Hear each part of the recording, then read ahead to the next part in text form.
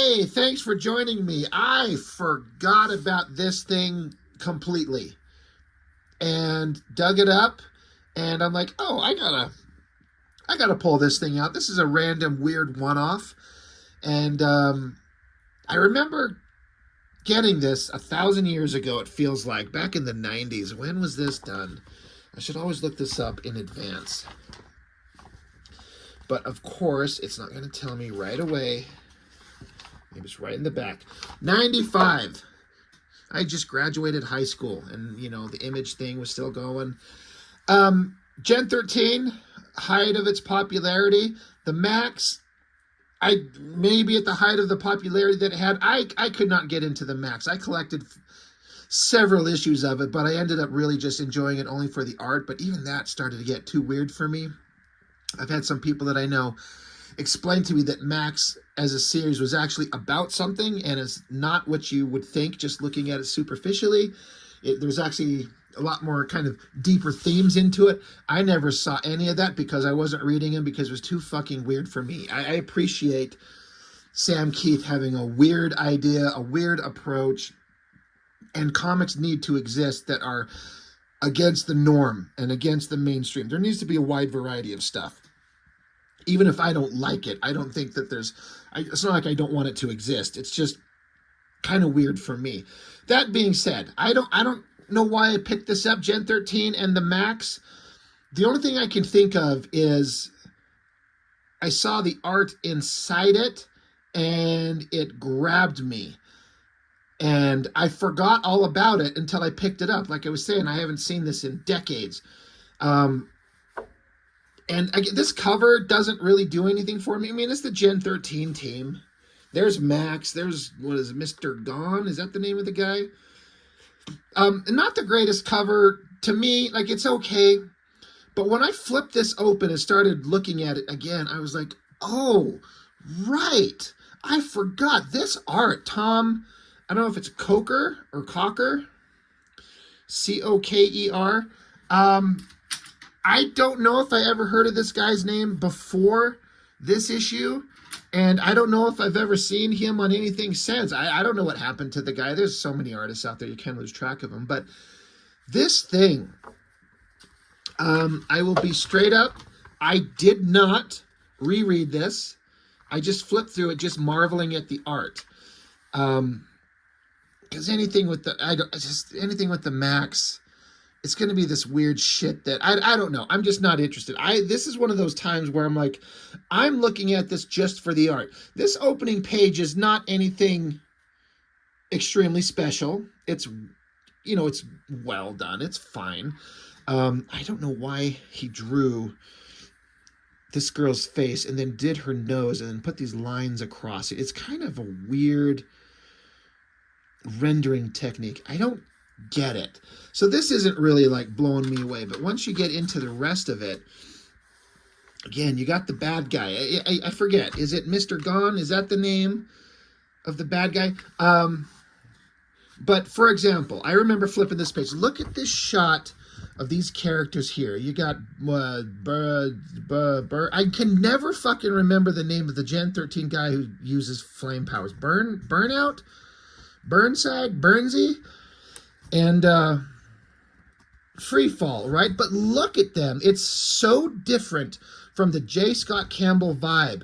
I love that shot of her face, the look on her eyes, the kind of the lighting on her lips, the shape of her face, the hair. And same thing on him. Heavy lighting, you know, extreme shadows on one side and then very minimal rendering on the other. That shot of those two, just this little panel in the upper corner of this thing, I'm like, that is so good. I love it. And again, with Maxx, there's always kind of artistic experimentation, weird shit, the is things. I don't care for any of those things. Artistically, it's weird, and there's weird shit going on. It's kind of in direct opposition of this crazy weird shit, and then the almost like very realistic looking rendering of the characters there. But the Maxx villain shows up for some reason to fight the Gen 13 characters. There's Fairchild, Freefall, Grunge, Stupid Flame Guy, and Hot Lesbian Native American Weather Girl. That's a long superhero name. This is really interesting visual here with the is like they're all grouped up here, but then they're like surrounding them, almost like a mouth themselves to chomp down and get them. And these things are just nothing but mouths and teeth. Really interesting shot. Great art. And then more just look at this art. Like, you got this train here. I like this very graphic design sense. It's almost got a Mike Mignola kind of vibe, kind of minimalistic with heavy shadows. I like the grass going on there. Love this shot of Rainmaker there. I look at that and I feel like I've seen it somewhere though before.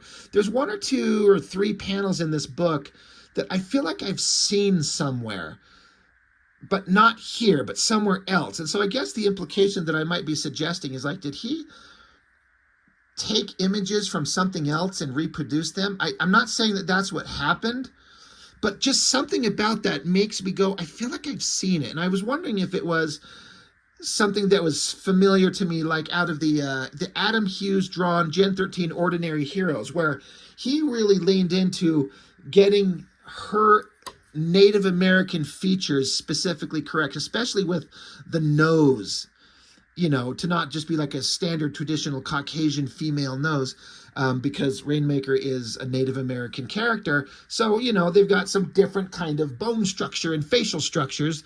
You know, drawing same face things it's easy to fall into. Some of my favorite artists do it all the time. And the way that you kind of make the characters look different from each other is different hairstyles, different costume, different body language. But if you kind of strip all of that away, the faces can all look the same. I mean, that's Jim Lee to a T. But you know, that's a great shot. I love this shot of Rainmaker right there. The long hair and the kind of jeans that she's wearing looks fantastic. This shot down here with the grassy kind of look and the guy pointing, like, it's funny. He's like, monkey ho. And they're like, what? What's going on? Maxx trading card, Spawn video game. Look at this weird shit. This is a Maxx comic if I've ever seen. I don't know. Are the characters in the Outback? I can't explain what the Outback is in the Maxx comic. It's too weird for me. I don't understand it, but I know that you kind of go there and the weirdest stuff in the history of ever happens. There's that train, there's the tree, and there's this floating circus monkey with like a engine for a brain, and whatever the hell's coming out the back of it is it just floats by. What the hell is this? I don't know, but artistically, visually, man, that is something. The colors work really well.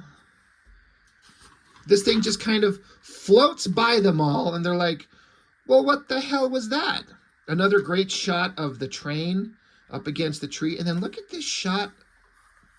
The lighting, the really graphic design sense, like in black and white. You can imagine what this would look like. But then the colorist, as she's just standing in front of this fire, and they incorporate the lighting on it, looks really cool. Then you get this shot of Fairchild's face that's kind of weird looking. I have to say, I don't know that he necessarily got her body proportions right. I mean, Fairchild's supposed to be like over 6 foot tall and muscular and strong. She's kind of a scrawny girl. I do like the shot of Flame Guy, the lighting on him and the kind of the chunky inking around him to show him flying. That's kind of neat. It's a good shot of her lying on the ground, the butt in the air. That looks really good. And then, of course, they run into the Maxx. The Maxx is here. The goofy kids are hanging onto this tree. There's supposed to be the sense of humor and fun going on. Sure, I guess. Tomm Coker, or Tomm Coker, whatever his name is, he's getting the kind of the basic vibe of the Maxx right, including that middle claw that just looks like he's flipping you off. I mean, look, I'm not the only one who ever saw that, right? That middle claw is just him flipping us off. I think it's funny. It just makes it so Sam Keith always can have his character just, whenever he's there and he shows up in a book, he's just like doing this to everybody. And that's pretty funny. Good shot. It's got the weird proportions and just the nonsensical nature. Again, Fairchild does not look on model for what she's supposed to look like. But it's just an artistic choice, and that's fine. It's funny how this artist goes back and forth from hyper-realism to weird cartoony vibey stuff. Silhouettes look good. He's just bouncing all over the place. This book is it's just weird. The characters eventually end up running into these like weird scientisty turtle thingies. I don't know what's going on. It's a comic that's set in the Maxx world. It's just weird. Look at that shot right there, the heavy shadows. Kind of a Sin City, Frank Miller kind of look with the eyes, the hands on the gun. These weird turtle things. They offer up a soda, and it's just this little teeny tiny thing. Interesting choice to have the character. I guess this is supposed to be Fairchild. They just put her ass right up front. I feel like this is the artist, like, almost making fun of the concept of the way that a lot of artists... I mean, from a perspective, in terms of the characters here, this low angle looking at them, and if she was standing right in front of us, it would frame it where her ass is kind of in the shot like that. It's just entirely unnecessary. I mean, the turtle is kind of lusting after her, so there is kind of a point. He's like, hello, Caitlin, I'm happy to say my x-ray specs just kicked in. Hey, pleasure to meet you. So it's really funny. He says my x-ray specs just kicked in. And then the next panel, you can see she's sitting down, leaning next to him. And he's saying, no, Caitlin, you may not try on my x-ray specs. So that's funny. There's a funny bit of humor right there. But again, weird ass shot. Whatever the hell the team's doing. Weird things going on. Lots of panels. Weird little kid cartoony drawing. Again, Fairchild, she is so off model. She's just a scrawny little thing.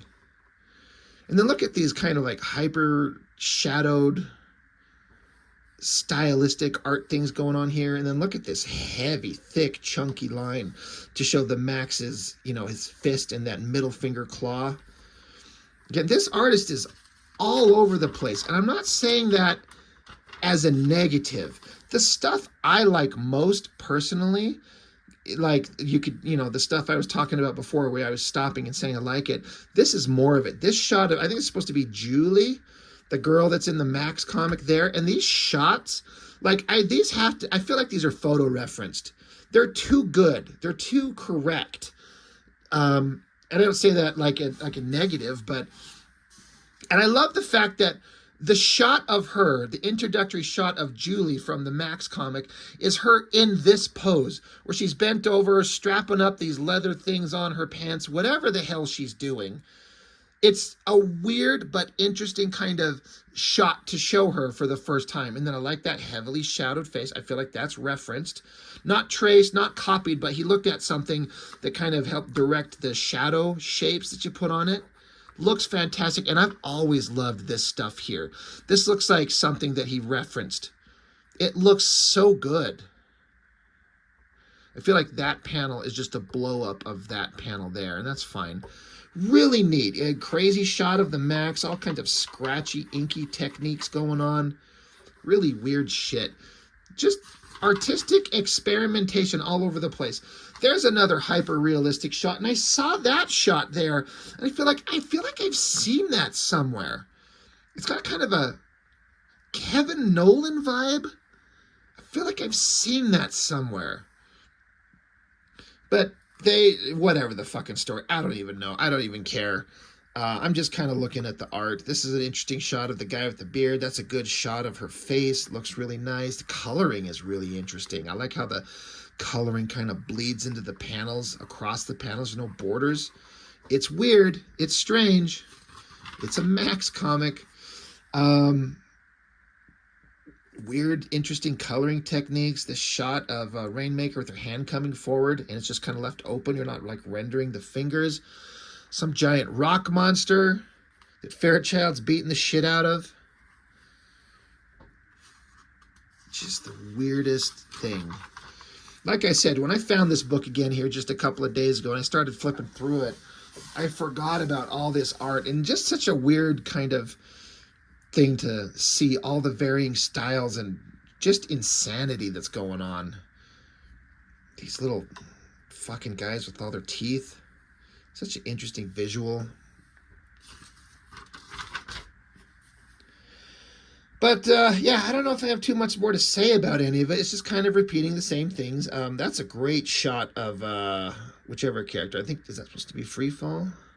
I like the visuals that the artist does with the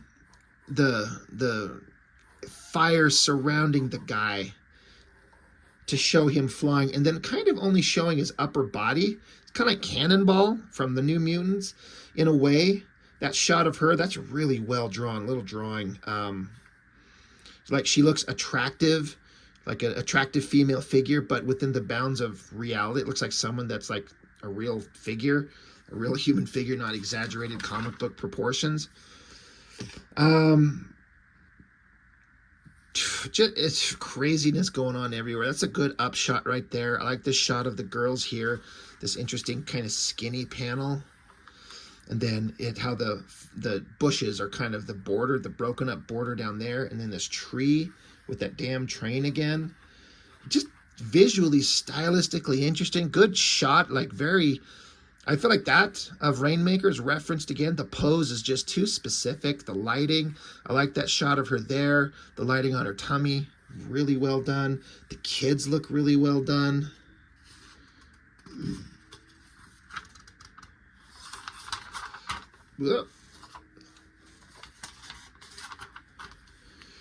And then whatever the hell's going on, the story's wrapping up. The kids come back to their real world. They don't know what the hell kind of psychotic, acid-induced, crazy psychotic adventure they just experienced. Don't understand this ending with the kid and the turtles. It's too weird for me. There's weird, and I appreciate weird, but I don't like weird where it's just so odd it just doesn't make sense. Not my thing. Gen 13 Ordinary Heroes, Adam Hughes. I've already reviewed that quite a while ago. I feel like I should revisit it just because I love looking at Adam Hughes' work again. But that is the storyline that made me, well, not the story, but it's the comics that made me an Adam Hughes fan. I was aware of him, didn't care for him before that book, but those two issues, suddenly his art just elevated to a whole new level. I was like, Adam Hughes is one of the best artists in the history of ever. So yeah, Bill Messner-Loeb's story, Tomm Coker, pencils, Troy Hub inks, ink assist, Kirk Rukenbrod. Weird, just weird, but weird is good. Some really neat artistic stuff going on there, so I had to show it. Like to know what anyone else thought of this thing when it came out. Do you guys remember this thing? Such an oddball thing. I know that people that love the Maxx are really into it, and really like to speak up for it and explain, like, this is good because of all these reasons. I appreciate it. It's just not my thing. But anyway, Gen 13 and MAXX. That's all I've got for this one. Thanks for watching. I appreciate it. I'll see you on the next one.